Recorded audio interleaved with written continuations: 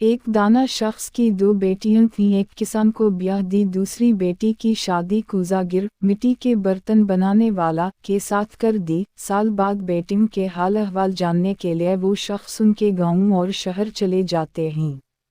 جو بیٹی کسان کو بیاہ دی ہے وہ خوش دلی سے باپ کا والہانہ استقبال کرتی ہے، خیریت اور کسب معاش سے متعلق پوچھنے پر بتاتی ہے کہ ادھر بیج خرید کر کھیت کھلیان آباد کیے ہیں، اب بارش کا انتظار ہے، بارش ہوئی تو سمجھی رحمت ورنہ زحمت اور مصیبت۔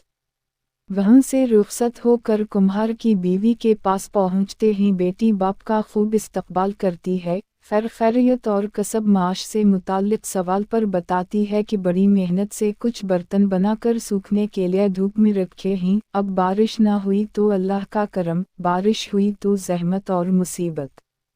وہ شخص گھر پہنچتا ہے، بیگم دونوں بیٹیوں کا حال پوچھتی ہے، وہ جواب دیتے ہیں کہ بارش ہوئی تو الحمدللہ اور اگر بارش نہ ہوئی تو بھی الحمدللہ۔ سبق اور عبرت: جو چیز آپ کے لیے مناسب ہو ضروری نہیں وہ دوسرے کے لیے بھی مناسب ہو، اور جو آپ کے لیے مناسب نہیں وہ دوسرے کے لیے بھی نامناسب ہو، یہ لازمی نہیں ہے۔ یہ دنیا ہے، یہ ایسی ہی ہے، لہٰذا ہر حال میں اللہ کا شکر کیجیے۔